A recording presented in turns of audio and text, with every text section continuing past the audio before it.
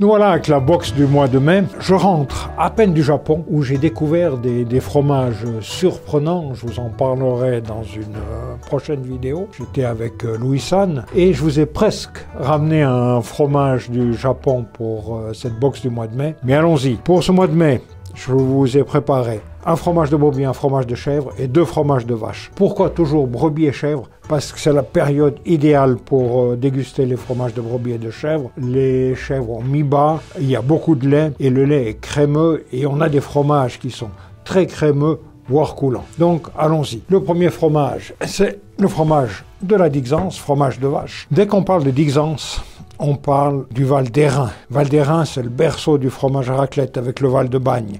C'est une vallée qui est pleine de traditions, avec Evolène, qui a des coutumes ancestrales. C'est Dixence, dès que vous entendez le nom Dixence, c'est le barrage de la Grande Dixence, le plus haut barrage du monde. Et il est fabriqué à la laiterie d'Hérémence, qui est une petite laiterie. Il a fabriqué ça fin janvier, début février. Donc c'est un fromage qui a 4 mois, qui a la maturité. On va voir comment il se présente à l'intérieur. Quand ils ont atteint 4 mois, ils sont mûrs, ils sont bien, sans que ce soit des fromages forts en goût. Oui. Quand je vois ce fromage, c'est déjà un fromage. Quelques petites ouvertures, j'en vois une ici, j'en vois 2. Une belle morge, c'est cette couleur brune et tout ça. C'est parfumé. On sait déjà qu'on a affaire à un fromage intéressant. On va le déguster. Une belle couleur aussi. N'oubliez pas que ce fromage de la Dixence, il peut être consommé soit à la main, comme je le fais maintenant, ou bien alors en raclette, en demi-pièce, ou bien alors vous pouvez même couper des tranches et faire des raclenettes avec sans problème. J'ai enlevé la croûte du fromage, c'est une habitude que j'ai. Vous pourriez la manger. Moi, avec le fromage, dès qu'il y a ce champignon de la morge et tout ça, la texture me déplaît un petit peu, je trouve que c'est un peu crayeux et puis j'ai moins la saveur du fromage. Il a toutes les qualités d'un jeune fromage à raclette. Je sens encore le petit lait, un fromage qui est agréable, qui ira aussi bien à la coupe qu'à la raclette.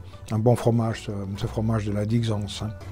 On part en France, la région d'Alsace. Le fromage le plus connu en Alsace, c'est le Münster. C'est un Münster fermier.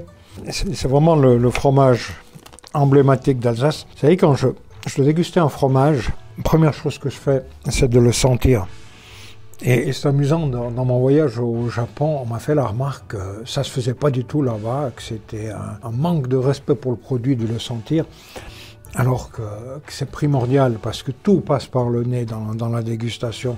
Et dès que je déguste un fromage, je n'oublie pas de le sentir. Chose étonnante ici, pas étonnante, mais normale, c'est que le fromage s'affine toujours depuis la croûte jusqu'au centre. Mais vous voyez que là, il commence à être crémeux, il commence à être coulant.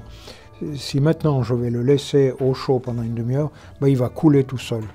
Donc, dès qu'on dit Münster, c'est un fromage qui est très très vieux, 7e siècle, un saint léger qui a amené ça dans l'abbaye de Münster. C'est là qu'ils ont commencé à fabriquer le fromage. Donc, dans beaucoup de fromages qu'on va trouver au travers de la France, au travers de l'Italie et tout ça, à la base, c'est dans les monastères que le fromage est fabriqué. Celui-ci est un fromage fermier, c'est un fromage bio. Ce sont 2 frères, les 2 frères Louis, Frédéric et Bernard Louis, qui fabriquent ce fromage.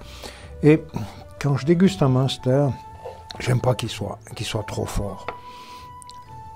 Oui, quand il a cet âge-là, manger avec la croûte, c'est magnifique. Pourquoi je n'aime pas quand il est trop vieux? Parce que c'est un fromage qui s'affine très rapidement. Il va prendre une couleur plus sombre.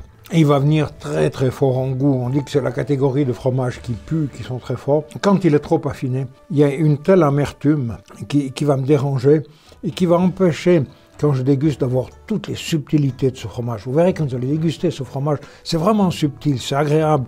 Même la croûte, elle apporte quelque chose. C'est vraiment un beau fromage. Mais pour moi, j'en suis convaincu, il faut le déguster jeune. On revient en Suisse pour ce 3e fromage. C'est le fromage de brebis. Pour ce fromage de brebis, on est dans le pays d'en haut, à Rossinière. Dès qu'on parle de cette région, on pense aux gruyères, on pense à l'appellation l'étiva. Vous avez certainement entendu parler. Quand on parle gruyère, c'est quelque chose, mais quand on dit l'étiva, on pense gruyère de haute qualité. Mais là, non, on est dans du brebis. C'est une ferme, ils ont 800 brebis. Ça fait depuis 1990 qu'ils ont commencé à fabriquer ce fromage. Ce fromage me plaît beaucoup parce que c'est un fromage de brebis à pâte mi-dure. Et souvent, pour un petit fromage comme ça, quand on l'affine un petit peu plus longtemps que d'habitude. Vous savez, ce fromage-là a plus d'une année. C'est des fromages qui deviennent forts en goût. Et de nouveau, j'aime pas les fromages qui arrachent, qui sont trop forts. Il faut qu'il y ait la subtilité du fromage qui ressort. Là, de nouveau, la croûte n'a pas beaucoup d'intérêt, surtout que ce fromage commence à prendre un peu d'âge. Donc, j'enlève la croûte. Vous voyez, il y a quelques trous, quelques ouvertures. Ça sent la noisette. Fou, hein. Et très souvent dans le brebis, vous aurez ce petit parfum de noisette qui va ressortir. Très étonnant. Vous dégusteriez ce fromage les yeux fermés. On dit que c'est un fromage qui a 3 et 4 mois. Rendez-vous compte qu'il a plus d'une année. Il est encore tout en subtilité, sans de force qui vous arrache. C'est vraiment un tout beau fromage de brebis que ce fromage du pays d'en haut. Alors, je reviens sur le fromage de brebis, et il a changé d'aspect. Ben, évidemment, il y a un caméraman, c'est mon fils Michel, et il vient de déguster ce fromage, et il me dit, ce fromage de brebis, il y a une senteur particulière qui ressort. Donc je lance un appel à vous, sur vos commentaires, essayez de déterminer quand vous aurez dégusté ce fromage, qu'est-ce qui est ressorti. Et nous voilà avec le 4e fromage, c'est mon voyage au Japon qui m'a inspiré, une belle expérience que je viens de vivre avec le youtubeur Louis San. Il m'a fait déguster un petit peu les fromages que les Japonais aiment. Après on était à Tokyo, on a pris l'avion, on est allé dans le nord du Japon, où on a découvert quelques fromageries. Tout ça vous allez pouvoir le découvrir début juin sur la chaîne YouTube de Louis San, où on va vraiment pouvoir comparer ces fromages. Revenons à celui-ci. Celui-ci s'appelle Fleur du Japon. Alors, il est fabriqué en France. Il est fabriqué près de Parthenay, entre Poitiers et La Rochelle. Le fromager s'appelle Johnny Blanc. Qu'est-ce qu'il a fait en fabriquant ce fromage? C'est qu'il a mis dans son moule une première couche de caillet, et puis après, il a posé dessus la feuille de sakura.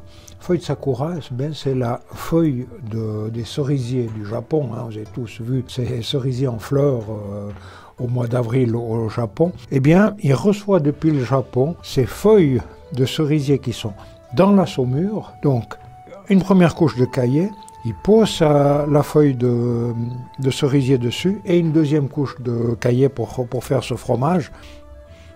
C'est amusant. Il est vraiment parfumé, comme si on avait mis du parfum sur le fromage. C'est vraiment une très bonne idée d'avoir fabriqué ça, parce que ça nous amène un goût beaucoup plus parfumé.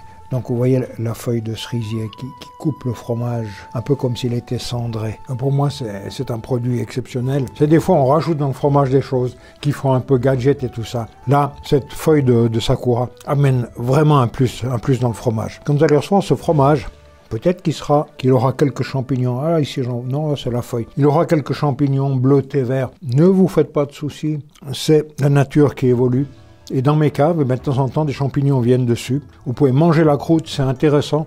Ça donnera peut-être même encore un peu plus de goût. Mais là, vous avez un fromage qui est tout en finesse. Tu sens ce truc un peu parfumé.